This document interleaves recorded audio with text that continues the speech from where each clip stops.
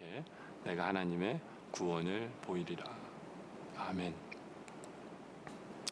오늘 우리가 본문 말씀을 보면 감사로 제사를 드리는 것, 감사로 제사를 드린다는 게 뭘까요? 구약의 성도들은 동물을 제물로 가지고 와서 그 동물을 죽여서 하나님께 드리는 그 제사를 드렸습니다.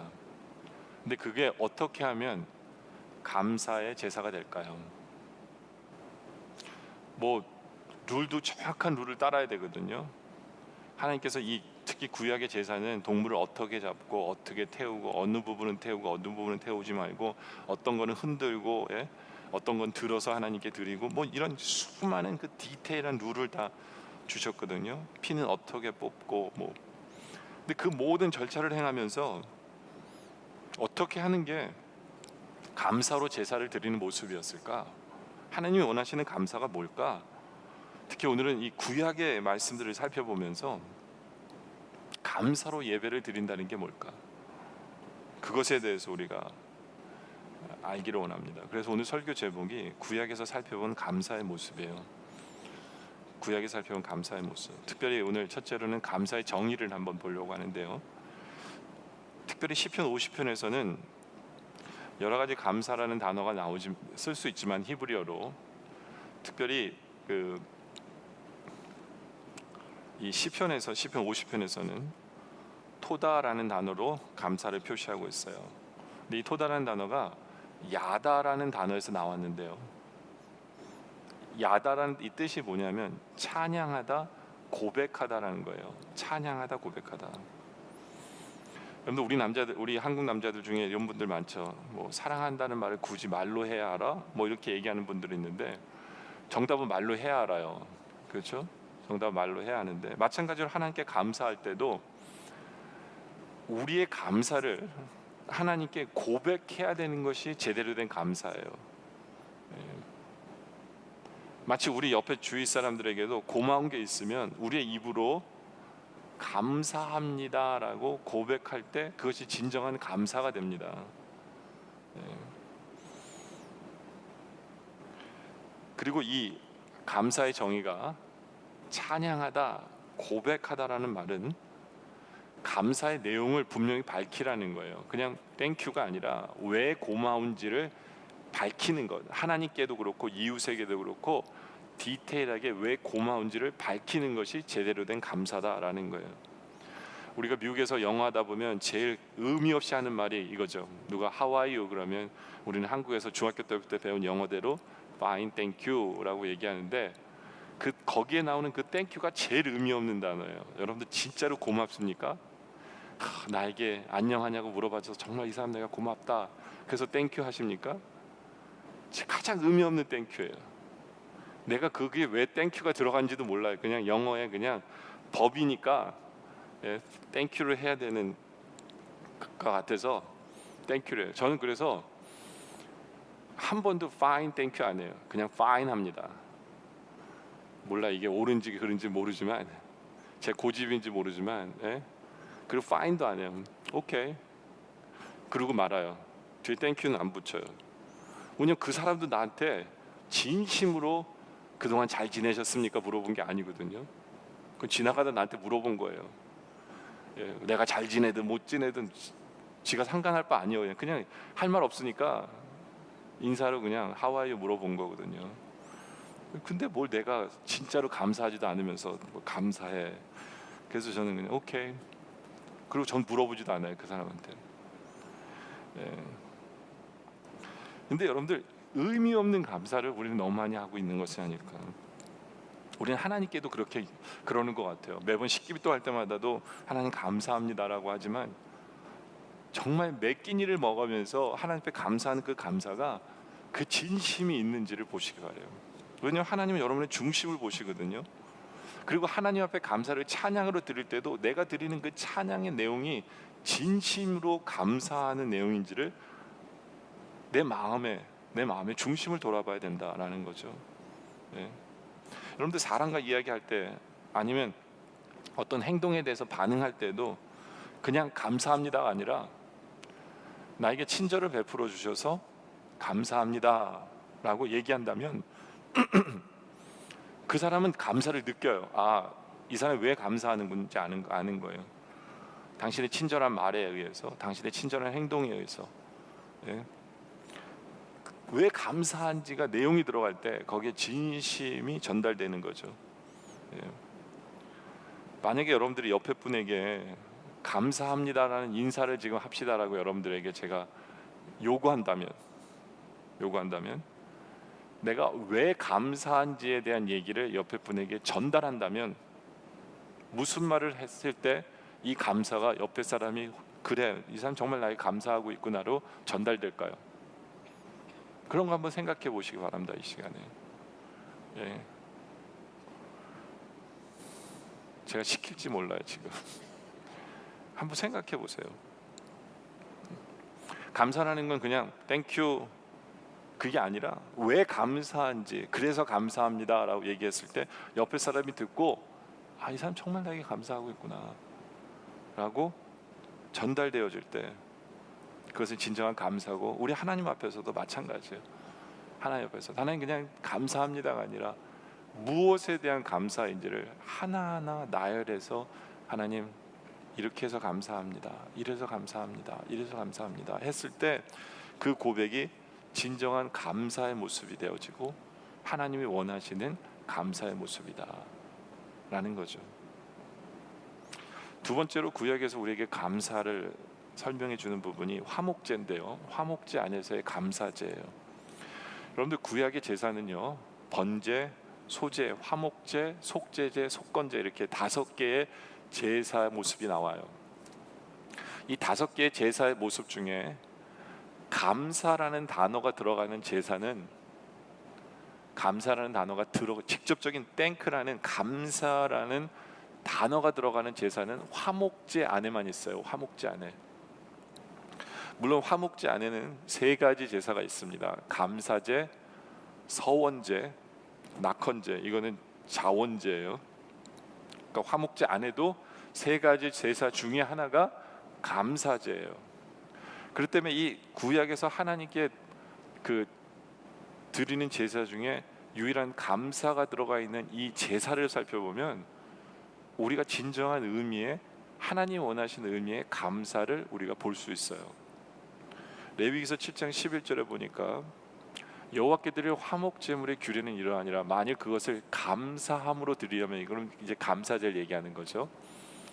기름 섞은 무교병과 기름 바른 무교 전병과 고운 가루에 기름 섞어 구운 과자를 그 감사 제물과 함께 드리고, 그러니까 감사 제물은 고기들이에요. 고기 이제 짐승을 드릴 때 이것을 같이 드리라는 거죠. 무교병과 이런 떡이죠, 한마디로 말하면. 또 유교병을 화목제 감사 제물과 함께 그 예물로 드립니다. 그러니까 성도들이 이제 감사제를 드려요. 하나님 앞에 쫙 이렇게 드립니다.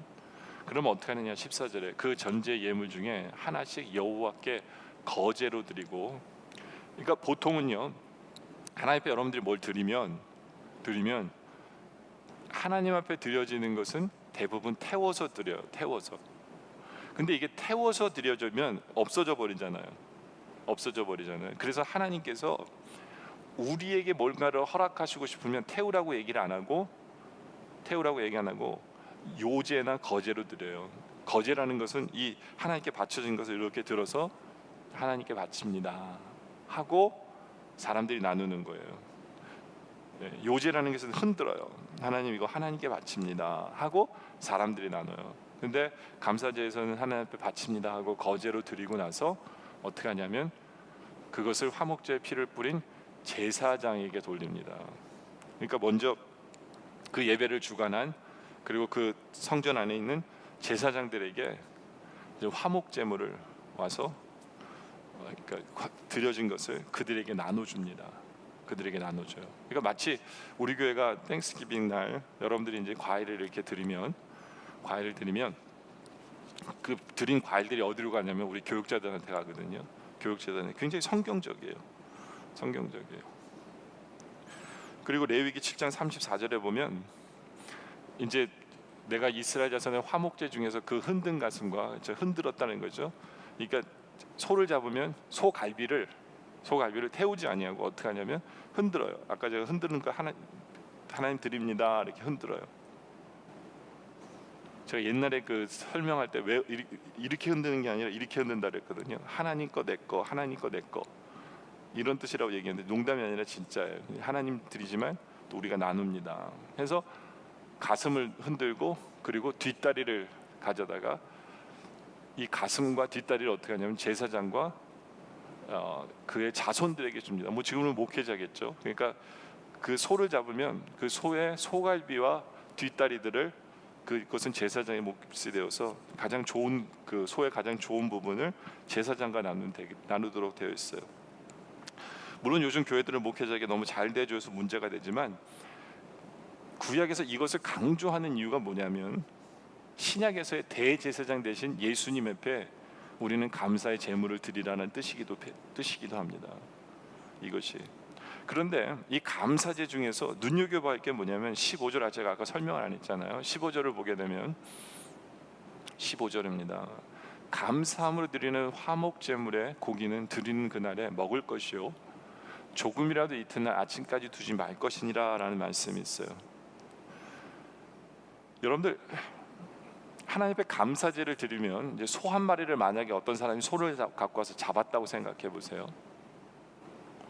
근데 하나님의 명령이 뭐냐면 이 소를 그 다음 날까지 남겨두지 말래요. 그 고기를 하나님 앞에 기름만 태우는 거거든요. 하나님 앞에 기름만 태우고 고기는 다 남아 있어요. 그리고 이 고기는 아까도 얘기한 대로 갈비는 제사장, 뒷다리들은 제사장에게. 그렇지만 아직도 앞다리들이 남아 있고 아직도 다른 몸 부분이 남아 있잖아요. 그렇죠. 여러분들 소 부위 보면 뭐 아직도 스테이크 굉장히 많이 남아 있어요. 이 소 한 마리를 잡은 거예요. 소 한 마리를 잡은 거예요. 근데 하나님의 명령이 뭐냐면 물론 제사장에게 바친 거는 다 먹으란 얘기는 아니에요. 그거는 이제 제사장들의 사례 같은 거예요. 그거는 제사장들의 식구들이랑 먹어야 되는 부분이기 때문에 그 부분을 빼고 나머지 고기를 어떻게 되냐면 하루 만에 그날 다 먹으란 얘기를 하는 거예요. 그날 다 먹으라. 왜 화목제물을 얘기할 때 감사제를 드릴 때 특별히 그날 다 먹으라 그럴까? 다른 제사는 16절에 보면 그러나 그의 예물의 제물이 서원이나 자원하면 아까 얘기했죠. 서원제, 자원제 이게 화목제물이거든요. 그 제물을 드린 날에 먹을 것이요 그 남은 것은 이튿날에도 먹되 그 제물의 고기가 셋째 날까지 남았으면 불사를 해요. 그러니까 다른 제사는요, 다른 제물은 셋째 날까지 먹어도 돼요. 셋째 날까지 먹어도 돼요. 그렇죠? 근데 감사 제물은 바로 먹어야 돼요. 그날 먹어야 돼요. 그날. 그리고 그 다음 날 가면 큰일 나요. 그래서 18절에 공통적으로 이렇게 얘기하죠. 만일 그 화목제물의 고기를 셋째 날에 조금이라도 먹으면 그 제사는 기쁘게 받아들이지 않을 것이요 드린 자에게도 예물답게 되지 못하고 도리어 가증한 것이 되니까 그것을 먹는 자는 그 죄를 짊어지라는 거예요. 그러니까 감사제물도 마찬가지예요. 그날 먹어야 돼요. 그 다음 날 먹게 되면 이게 가증한 것이 돼서 하나님께서 치시는 게 돼요. 그러니까 우리가 눈여겨봐야 될 것은 왜 감사제를 드리고는 그날 먹어야 되나? 그것을 왜 우리에게 뭐 설명하게 무슨 의미냐? 예. 그리고 이 서원제나 자원제는 남은 건 태워버리라고 그랬잖아요. 먹지 말고. 근데 감사제는 그런 얘기도 없어요. 다 먹어야 돼요.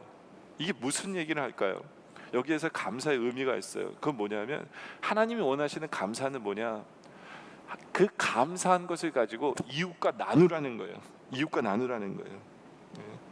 우리가 여기서 발견할 수 있는 것은 감사의 공동체가 되는 거예요. 감사의 공동체가. 누가 감사를 하면 그 사람만 감사하는 게 아니라 그 주위에 있는 사람들이 감사의 복을 함께 누리게 돼요. 그 주위에 있는 사람들이 함께 누리게 되고, 네. 그래서 하나님 원하시는 것은 그냥 하나님께만 드려지는 감사가 아니라 이제는 그 감사가 이웃에게도 전달되어지는 감사가 되는 거예요. 우리는 그냥 감사하면 그냥 하나님께만 감사하는 것으로 생각을 다 해요. 근데 그 감사 안에는 함께 나누어야 할 이웃이 있음을 꼭 기억해야 되는 것이 제대로 된 감사의 모습이다라는 거죠. 그리고 우리가 그 감사를 이웃과 나누고 이웃께 베풀면 자동적으로 어떻게 돼요? 이웃과 화목하게 돼요. 함께 고기를 나누고 고기를 떼고 함께 먹게 되면요, 이게 화목하게 되고 그리고 자연적으로 사랑의 공동체가 되는 거예요. 그렇기 때문에 진정으로 감사가 넘치는 교회는 사랑이 넘치게 돼요. 진정으로 감사가 넘치는 교회들은 화목할 수밖에 없는 거예요. 여러분들이 정말로 하나님께 감사합니까? 그렇다면 여러분의 감사로 인해서 다른 사람이 복을 누려야 할 때 그것이 제대로 된 감사가 된다라는 것을 기억하셔야 돼요. 미국의 어느 목사님이 식당에 들어가서 음식을 주문하는데 종업원의 서비스가 엉망이에요. 미국은 보통 그렇잖아요. 그 웨이터나 웨이트레스가 서비스를 잘할 때 팁을 잘 주는 거예요. 그래서 팁을 나중에 주게 되는 거거든요. 서비스를 잘하라고. 근데 이 웨이트레스가 서비스가 엉망이에요. 메뉴판도 들고 와서 이렇게 탁 던지듯이 하고, 네, 음식을 주문했는데 음식을 갖고 와서 마치 던지듯이 툭 놓고 가요. 목사님 굉장히 기분이 나빴어요. 그러면서 하나님께 기도합니다. 하나님, 제가 너무너무 기분이 나쁩니다. 제 마음을 좀 주관해 주세요. 근데 하나님이 그렇게 얘기하시는 것 같아요. 너 그래도 감사해라. 너 그래도 감사해라. 너 그래도 저기 있는 저 여자보다 너는 감사할 제목이 더 많지 않느냐. 예. 무조건 감사해라. 무조건 감사해라. 그래서 하나님께 감사를 드리고 음식을 먹었어요. 그리고 이제 음식을 다 먹고 팁을 줄 때 보통 팁을 20%를 주는데 이분은 60%를 주고 나왔어요. 팁에 60%를. 근데 그 종업 이제 나오는데 그 종업원이 따라 나와서 말해요. 손님 돈을 놓고 가셨다는 거예요. 돈을 놓고 가셨다. 그래서 이 목사님이 그랬어요. 제가 놓고 간 게 아니라 당신에게 주는 팁입니다. 그랬더니 그 종업원이 그런 얘기를 해요. 아니 무슨 팁이 이렇게 많습니까? 그때 목사님이 설명을 하는 거예요. 당신의 얼굴을 보니까 뭔가 불편한 것이 있어서 이거 받고 기분이라도 좋은 일이 좋아지면 좋겠다라고 생각해서 팁을 이렇게 주고 나왔습니다. 그랬더니 그 종업원은 눈물을 글썽이면서 자신의 이야기를 이 목사님에게 합니다. 사실 이 여자는 전날 남편에게 이혼을 당해서 만사가 귀찮은 상태였어요. 남자만 봐도 지긋지긋하고 서비스할 기분도 생기지 않았어요. 그 얘기를 듣고 이 목사님이 자기를 소개합니다. 제가 어느 교회 목사입니다 라고 소개하자 이 여자는 눈물을 흘리고 고맙다는 인사를 합니다.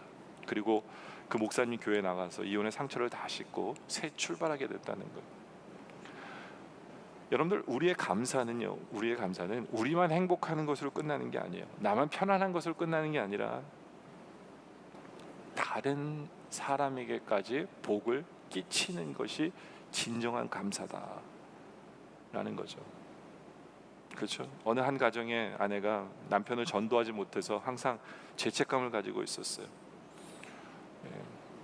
그리고 신앙생활 하더라도 기도하고 찬송하더라도 항상 그걸로 위로는 받는데 항상 남편 때문에 힘이 들어요. 남편은 강팍하고 완악한 사람이라 전도하기가 너무 힘이 들었어요. 근데 어느 날 목사님이 감사하십시오라는 감사하는 신앙이 되라는 설교를 듣고 어떤 어려움이 있어도 낙심하지 않고 무조건 하나님께 감사하다는 말씀을 하고 설교를 들은 이 아내는 삶 속에서 감사하기 시작했어요. 교회 나올 때마다 하나님께 감사하는 것뿐만 아니라 감사의 예물을 드릴 뿐만 아니라 가정에서 돌아와서도 남편에 대해서 감사하기 시작했어요. 남편에 대해서 감사하다고 얘기하기 시작하고. 근데 한 1년쯤 지나자 하루 남편이 교회 가는 아내에게 물어요. 어디가 교회가? 그랬더니 남편이 나도 같이 가자 그러더래요. 어떠한 경우에도 감사하고 상대방에도 감사하며 살았더니 강팍하고 완악했던 그 남편이 감동을 받았다라는 거죠. 저렇게 착한 여자가 어디 있는가? 저게다 교회 다니면 저렇게 되는구나. 그래서 그 감사신앙 1년 만에 남편이 구원을 받게 되었다는 거예요. 여러분들, 이 감사라는 건요, 다른 사람에게 복을 줘야 되고 줄 수밖에 없는 거예요. 이것이 감사예요. 바로 여러분이 감사를 통해서 다른 사람이 복을 누리는 그러한 제대로 된 감사를 드릴 수 있는 여러분의 모습이기를 원합니다. 세 번째는 하나님께 드리는 최고의 감사들이 구약에 나오죠. 우리가 너무나도 잘 아는 하박국의 감사. 하박국 3장 17절에 보면 비록 무화과 나무가 무성하지 못하며 포도나무에 열매가 없으며 감람나무에 소출이 없으며 밭에 먹을 것이 없으며 우리의 양이 없으며 외양간에 소가 없을지라도 나는 여호와로 말미암아 즐거워하며 나의 구원의 하나님으로 말미암아 기뻐하리로다. 우리가 가진 것은 아무것도 없을지라도 주님만으로 감사하는 이것이 최고의 감사다라는 거죠. 욥기에도 보면 또 다른 최고의 감사가 나오죠. 욥이 일어나 겉옷을 찢고 머리털을 밀고 땅에 엎드려 예배합니다. 욥은 자기의 자식들이 다 죽었어요. 욥은 자기가 가진 자산을 하루아침에 다 잃어버렸어요. 하나님을 원망하고 죽으라는 옆에서 갈구는 와이프만 남아있어요. 근데 그 상황 속에서 욥이 가장 먼저 한 것은 하나님께 예배드린 거예요. 예배드린 거예요. 그러면서 예배를 통해서 욥의 고백이 이거예요. 이르되 내가 모태에서 알몸으로 나왔사온즉 또한 알몸이 그리로 돌아갈지라. 주신 이도 여호와시요 거두신 이도 여호와시니 여호와 이름이 찬송을 받으실지니라. 하나님 앞에 감사 찬양 드리고 있어요. 하나님 앞에 감사드려요. 이것이 우리가 드릴 수 있는 하나님 최고의 감사예요. 내 상황이 너무너무 안 좋지만 그런 하나님, 그리고 감사의 디테일한 내용이 나오죠. 자기는 아무것도 가지고 나오지 않았는데, 그리고 아무것도 가지지 않고 나아갈 때, 네. 그렇죠? 감사의 내용이 디테일하게, 그러니까 우리가 이해가 돼요. 욥이 왜 감사하고 있는구나 이해가 되는 거잖아요. 또 다니엘의 감사가 나오죠. 다니엘의 감사가, 다니엘이 이 조서에 왕의 도장이 찍힌 것을 알거든. 뭐예요? 다른 사람에게 절하거나 하나님께 기도하더라도 사자굴에 들어간다는 그 왕의 명령이 찍혀졌어요. 이제 도장이 찍혔어요. 근데 자기들의 집에 들어와서 뭐 합니까? 윗방에 올라가 예루살렘 향한 창문을 열고 전에 하던 대로 하루 3번씩 무릎을 꿇고 기도하며, 근데 그 기도 내용이 뭐예요? 하나님께 감사하는 거예요. 하나님께 기도하면 안 되는데 이제 사자굴에 들어갈 걸 뻔히 알고 있어요. 자기 때문에 그 법이 생긴 줄 알아요. 그리고 자기를 지켜보는 눈이 있는 줄 알아요. 근데 하나님 앞에 감사해요. 하나님 앞에 감사해요. 이게 우리가 하나님께 드릴 수 있는 최고의 감사예요. 상황이 안 된 상황 속에서 감사할 수 있는 거. 근데 어떻게 이들은 이런 상황에서 감사할 수 있었을까? 왜냐하면 이들의 생각은 보통 사람들의 생각과 틀려요. 이들의 바라보는 각도는 보통 사람들의 바라보는 각도와 틀리다라는 거예요. 틀리다라는 거죠. 우리에게 그런 시선이 필요해요. 미국 대륙을 횡단하는 열차가 있었는데 2개의 큰 엔진으로 이 큰 열차가 이제 움직여요. 근데 로키 산 앞에 왔을 때 엔진 하나가 꺼졌어요. 망가졌어요. 그럼에도 불구하고 기관사는 1개 엔진으로 이제 산을 넘어 덴버까지 갈 수 있다고 확신하고 기차를 계속 몰았어요. 그런데 그만 산 중턱에서 나머지 1개의 엔진마저 꺼지고 마른 거예요. 오고 가도 못하게 된 거예요. 산 위가 춥잖아요. 2개 다 꺼졌어요. 그래서 이런 상황에서 기관사는 승객들에게 알려야 되겠다라고 해서 기내 방송을 통해서 이렇게 얘기합니다. 승객 여러분, 알려드릴 게 2가지 뉴스가 있습니다. 한 개는 좋은 뉴스고요, 한 개는 나쁜 소식입니다. 나쁜 소식은 2개의 엔진이 모두 망가졌다는 사실입니다. 그리고 좋은 소식은 우리가 타고 있는 것이 비행기가 아니라 기차라는 것입니다. 그랬다는 거예요. 안 웃기세요? 전 웃겼는데 제가 이 스토리 혼자 되게 웃었어요. 미친 사람처럼. 왜냐면 이 사람이 좋은 소식이라고 얘기한 게 참 이 사람 괜찮은 사람이다 생각했기 때문에 웃긴 게 아니에요. 전 속으로 그랬어요. 별 미친놈. 만약에 여러분들이 이 방송을 듣고 있었다면, 여러분들 그 열차에 타고 있는데 이 기관사가 정말 이렇게 얘기했다면 전 그 사람 때려 죽이고 싶었을 거예요. 무슨 무책임한 얘기야. 어떻게. 근데 이 사람이 바라보는 각도는 생각해 볼 필요가 있어요. 근데 왜 제가 화가 났을까요? 왜 이 사람의 그 방송에 화가 났을까요? 제가 아까 그랬잖아요. 바라보는 시각이 달라야 된다고 얘기했음에도 불구하고 왜 이 사람에게 내가 화가 났을까요? 화가 난 건 다른 게 아니에요. 왜냐하면 그 안에 믿음이 없기 때문에 그래요. 그 안에 어떤 방법이 없이, 해결책이 없이 그냥 말만 내뱉은 거예요. 여러분들, 진정한 감사는요, 진정한 우리가 다른 각도에서 욥의 감사와 다니엘의 감사와 하박국의 감사는 그 안에 믿음이 있었어요.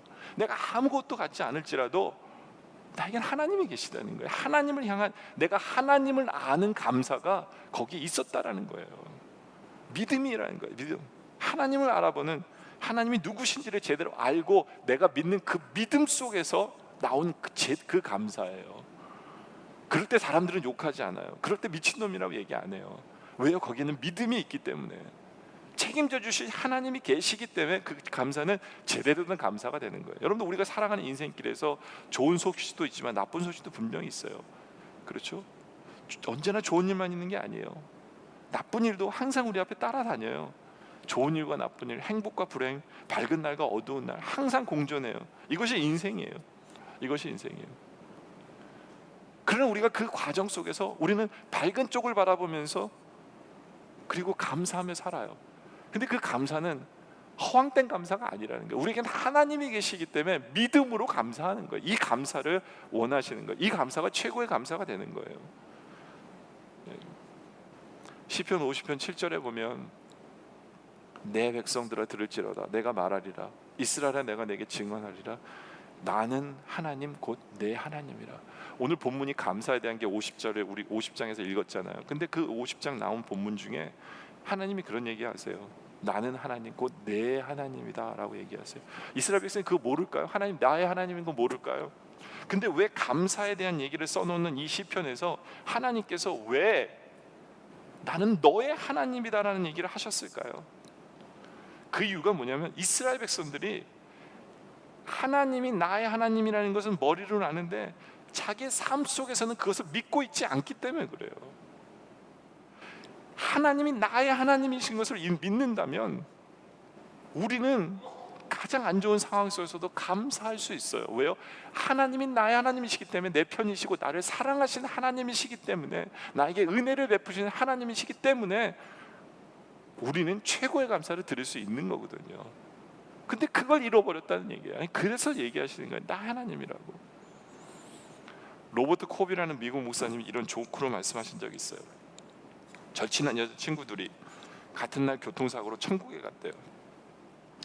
천국에 도착하자 베드로가 나와서 그곳 생활에 오리엔테이션 합니다. 이제 천국에서 설명을 쫙 하다가 여기서 무엇이든지 자유롭게 할 수 있지만 한 가지만 조심하라고. 그게 뭐냐면 오리를 밟지만 말라고 그랬어요. 오리를. 그 말 들어보니까 오리가 정말 많아요. 오리가 정말 많아요. 오리를 밟으면 좀 무슨 일이 생길 수 있으니까 오리만 밟지 말라고. 그래서 이 여자친구 둘이서 다니면서 조심했어요. 오리 안 밟으려고 조심했어요. 근데 워낙 많다 보니까 이 한 친구가 오리를 밟아버린 거예요. 그만. 오리를 밟았더니 어떤 일이 생기냐면 베드로가 세상에서 가장 못생긴 남자를 데려오더니 이 친구랑 둘이서 영원히 살라고 짝을 맺어준 거예요. 그러니까 이제 나머지 한 명 남은 여자친구는 더 조심하는 거예요. 이제 진짜 난 오리 밟으면 안 되는구나. 근데 오리도 안 밟았는데 정말 잘생긴 남자를 베드로가 데려와서는 정말 보기만 해도 황홀하게 생긴 그 남자를 데려와서는 둘이서 영원히 살라고 짝을 맺어준 거예요. 이 사람이 너무 황홀한 거예요. 이 여자가 도대체 나는 웬 복일까? 그래서 그 남자한테 어떻게 오게 됐냐 물어봤더니 이 남자가 뭐라 그러냐면 나도 모르겠다고. 그냥 지나가다 오리 하나 밟았을 뿐인데 내가 만난 게 당신이라고. 이 목사님 왜 이 예화를 들은지 아세요? 은혜라는 게 바로 이거라는 거예요. 은혜라는 게. 잘생긴 사람이 잘생김을 만나서 사는 것은 은혜가 아니라는 거예요. 그건 당연하다고 느낄 거예요. 그러나 지극히 못난 자가, 지극히 부족한 사람이 황홀할 정도로 멋진 사람을 만나는 것은 그것은 은혜라는 거예요. 그게 바로 우리가 하나님께 받은 은혜라는 거예요. 전혀 자격 없는 우리가, 아무것도 아닌 우리가, 죄인된 우리가 주님을 신랑으로 삼고 영원히 살게 됐으니까, 그 엄청난 주님을 신랑으로 모시고 살게 됐으니까 이게 은혜. 그 은혜를 베푸시는 분이 누구냐면 우리 하나님이시라는 거예요. 우리 하나님이 나의 하나님이 되실 때, 그리고 지금 나의 하나님이시기 때문에 우리 하나님은 나를 사랑하지 않고서는 견디실 수가 없고 나에게 은혜를 베푸시고는 견디실 수가 없는 분이 바로 우리 하나님이에요. 나는 자격 없고 부족해요. 지금 현재도 자격 없고 부족하지만 그 은혜로, 그 사랑으로 말미암아 지금 현재에도 나에게 가장 좋은 것으로 선을 베푸실 분이시기 때문에 우리는 그 믿음을 가지고 하나님께 최고의 감사를 드리는 것. 하나님 우리에게 그 감사를 원하시는 거예요. 그 감사 앞에서 기뻐하시는 거예요. 바로 그 감사를 드릴 수 있는 분이 여러분들에게 원합니다. 말씀의 결론을 내리죠. 말씀의 결론을 내려요. 여러분들 세브란스 병원에, 한국 세브란스 병원 심장병동에 가면요, 어느 환자의 고백시가 있대요. 어느 환자의 고백시가 있는데 제가 읽을게요. 주님, 때때로 병들게 하심을 감사합니다. 이로 인해 인간의 약함을 깨닫게 해주시기 때문입니다. 가끔 고독의 수렁에 내던져 주심도 감사합니다. 그것은 주님과 가까워지는 기도이기 때문입니다. 일이 제대로 안 되게 틀어주심도 감사합니다. 그래서 나의 교만이 반성될 수 있습니다. 아들, 딸이 걱정거리가 되게 하시고 부모와 동기가 짐으로 느껴질 때도 있게 하심을 감사합니다. 그로 인해 인간된 보람을 깨닫게 되기 때문입니다. 먹고 사는데 힘겹게 하심을 감사합니다. 눈물로써 빵을 먹는 심정을 이해할 수 있기 때문입니다. 불의와 허위가 득세하는 시대에 태어난 것도 감사합니다. 이로 인해 하나님의 의가 분명히 드러나기 때문입니다.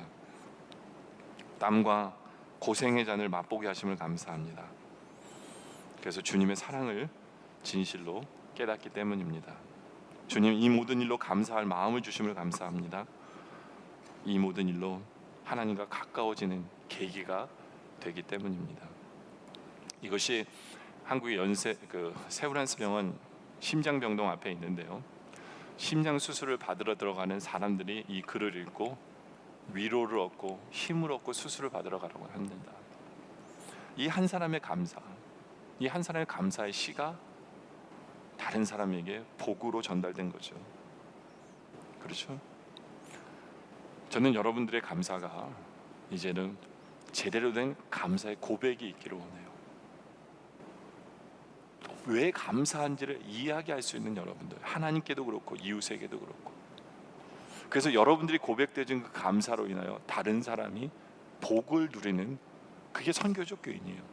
복을 누리는 그러한 감사, 그리고 감사할 수 없는 상황 속에서도 이제는 하나님이 나의 하나님을 믿기에 이제는 하나님께 최고의 감사를 드리는, 그래서 하나님을 기쁘시게 하는 그러한 감사가 넘치는 여러분들의 삶이 되어주시기를 주님의 이름으로 축원합니다.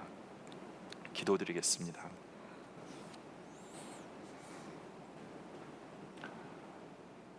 아버지 하나님, 감사합니다. 지난 한 해 주님께서 우리 교회를 지켜주시고 성장케 하시고 부흥케 하심에 감사를 드립니다.